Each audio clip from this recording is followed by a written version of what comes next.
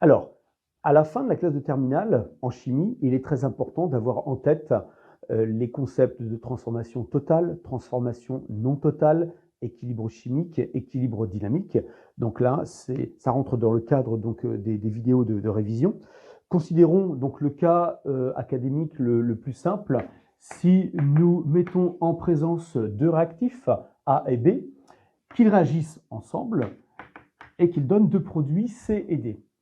Et, comme on l'a rencontré maintes fois, considérons que A soit le réactif limitant, donc il va totalement disparaître en premier.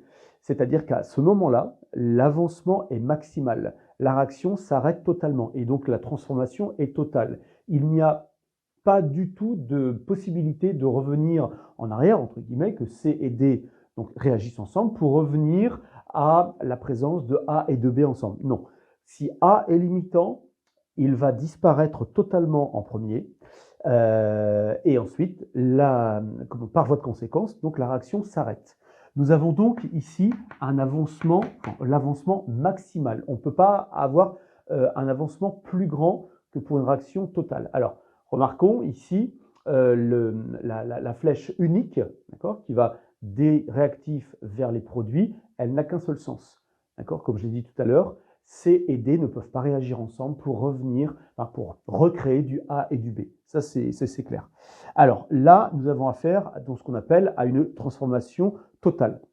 Alors, dans la nature, il existe des réactions qui sont dites non totales, d'accord? Et dans ce cas-là, alors, je vais repréciser les choses. Si A et B, donnent deux produits, donc C et D, eh bien, il est probable, dans certaines réactions, transformations chimiques bien particulières, que l'on ait C et D qui réagissent ensemble chimiquement pour donner A et B. Et dans ce cas-là, eh bien, nous arrivons à un état d'équilibre chimique. Qu'est-ce que ça veut dire en tant que tel?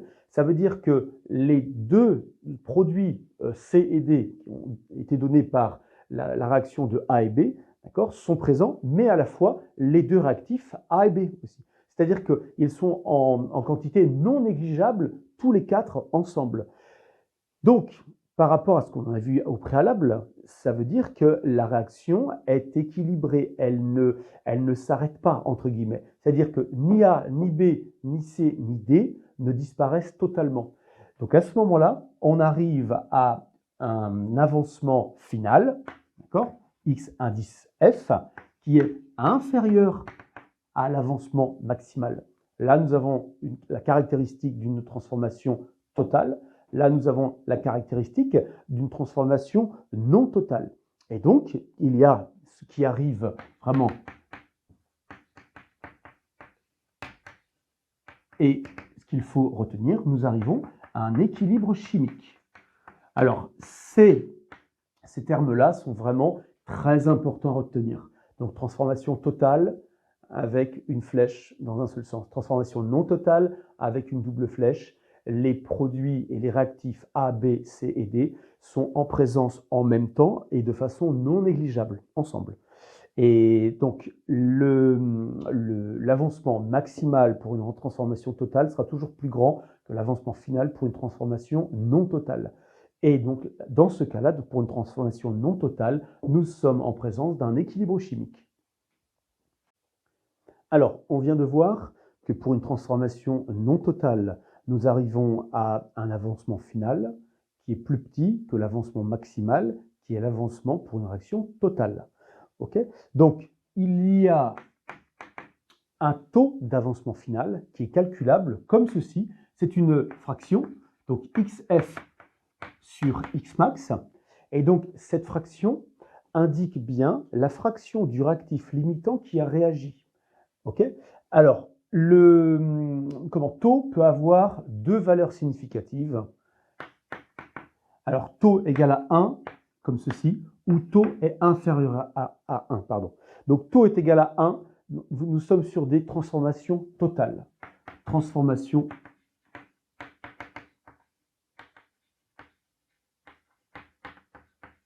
totale. Comme ceci. Et quand taux est inférieur à 1, nous sommes sur une transformation non totale. Bah oui, effectivement, c'est logique puisqu'on parle de la fraction du réactif limitant. D'accord? Donc pour une transformation non totale, il reste encore du réactif limitant. Donc quand taux est inférieur à 1, nous sommes sur une transformation non totale, comme ceci. C'est très utile en chimie organique pour voir le rendement, par exemple, d'une transformation, d'une réaction chimique organique. Donc voilà ce qu'il faut absolument retenir.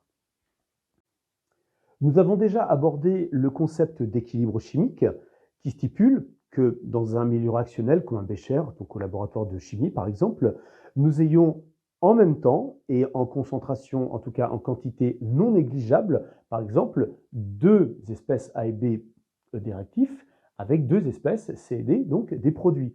Nous sommes donc arrivés au constat que nous sommes sur une transformation non totale. Donc A, B, C et D voilà, sont en même temps, de façon non négligeable, dans le milieu réactionnel.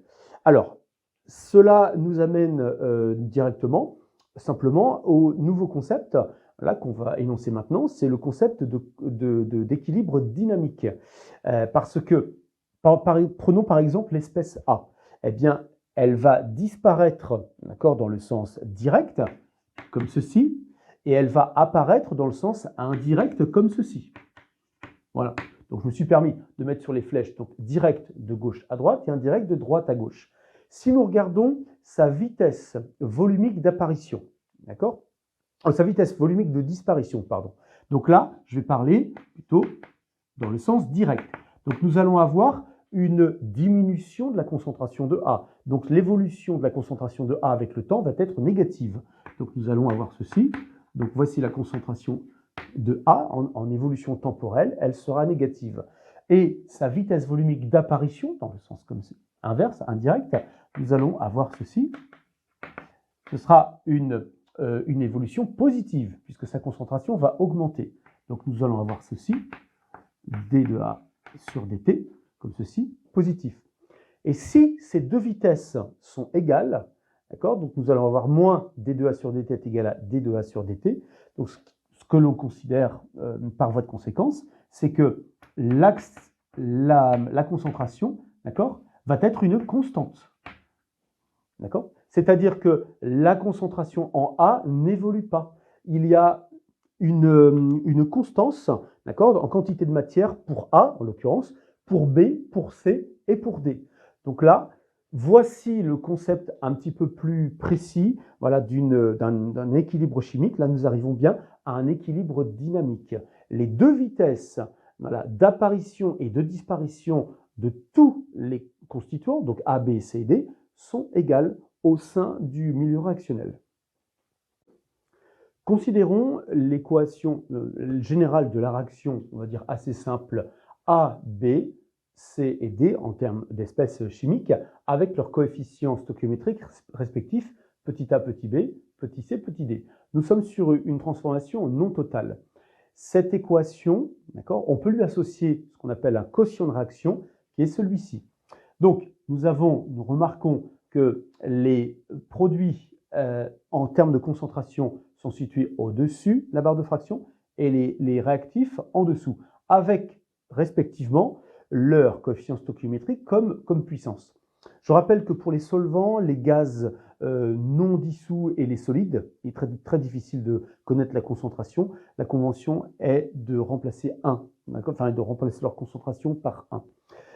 Une fois que l'on a ceci, eh bien, nous allons laisser la nature faire, entre guillemets, et le système va aller vers l'état d'équilibre dynamique. Et à cet état d'équilibre dynamique, est associée une constante d'équilibre. Donc, les concentrations, quand le cheminement voilà, du système va vers l'état d'équilibre dynamique, eh bien, les concentrations vont évoluer toutes. Donc, nous arrivons à ce qu'on appelle une constante d'équilibre qui ne varie qu'avec la température. C'est-à-dire que l'état primaire, entre guillemets, l'état expérimental des concentrations n'agit en rien sur la constante d'équilibre. c'est-à-dire que les concentrations, les quantités de matière des produits et des réactifs n'agissent en rien sur la constante d'équilibre. La constante d'équilibre est une constante thermodynamique qui n'est influencée que par une chose, la température. Donc, comme nous sommes à la fin, d'accord, de l'évolution, dans le sens où nous arrivons à l'état d'équilibre dynamique, nous reprenons les mêmes concentrations avec leurs exposants, donc qui sont leurs coefficients stoichiométriques, à la différence près que je vais noter ici, nous sommes dans l'état final. D'accord? Donc je vais mettre un petit f là, un petit f, un petit f et un petit f, comme ceci. Donc nous arrivons à un scalaire, puisque une constante c'est un scalaire, c'est un nombre, d'accord, qui peut être différent, voilà, du quotient de réaction initial. C'est pour ça que, en gardant la même structure, nous pouvons dire au début d'une réaction, eh bien, je vais calculer le quotient de réaction initial de ce que je suis en train de faire expérimentalement. La concentration en C, la concentration en D, la concentration en A, la concentration en B, je les connais. Je connais le nombre stoichiométrique, je connais tout. C'est-à-dire que là, à ce moment-là, je peux calculer un quotient réactionnel initial, un QRI. Et ensuite, eh bien, je regarde si le QRI que j'ai de façon expérimentale, va être égal ou non avec la constante d'équilibre, qui m'est donnée à une certaine température. Si QRI est égal à la constante d'équilibre, eh bien, le système ne va pas évoluer. Par contre, si QRI est supérieur ou inférieur à la constante d'équilibre, nous allons avoir une évolution que je vais rappeler ici très rapidement.